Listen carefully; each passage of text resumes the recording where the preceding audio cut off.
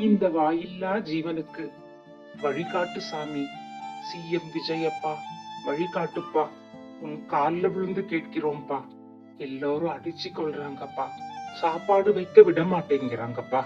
சாமி, வழிகாட்டு சாமி.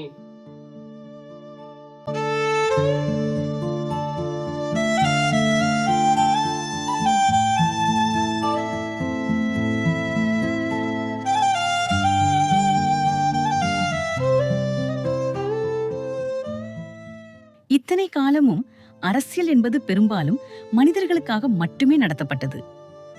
ஓட்டுக்காக அரசியல் செய்யப்பட்டது.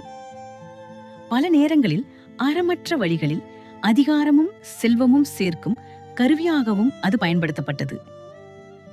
ஆனால் பிறப்பொக்கும் எல்லா உயிர்க்கும் என்ற உயர்ந்த கொள்கையை முன்வைக்கும் இந்த அரசு அந்த கொள்கையை நடைமுறையிலும் நிரூபிக்குமா? மனிதர்களுக்காக மட்டும் செயல்படும் ஆட்சி முழுமையான ஆட்சி அல்ல. அனைத்து உயிர்களுக்கும் இயற்கைக்கும் சமமான பாதுகாப்பையும் கருணையையும் வழங்கும் ஆட்சியே உண்மையான நல்லாட்சி.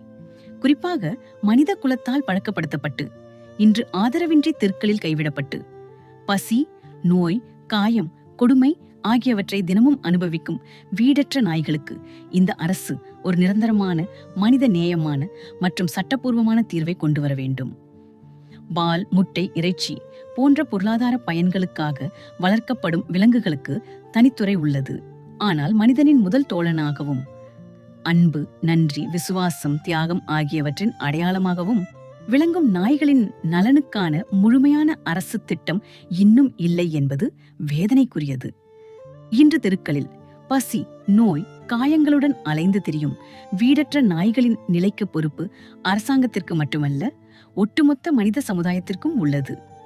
இந்த பிரச்சினைக்கு அறிவியல் அடிப்படையிலும் மனித நேய அடிப்படையிலும் சட்டப்படி நிலையான தீர்வை உருவாக்கும் அரசாங்கமே உண்மையான மக்களின் அரசாங்கம் என்று வரலாறு நினைவுகூரும். இந்த அரசு அறநெறியுடனும் சட்டத்தின் வழியிலும் அனைத்து உயிர்களுக்கும் நீதி வழங்கும் வரலாற்று சிறப்புமிக்க நடவடிக்கையை எடுக்குமா?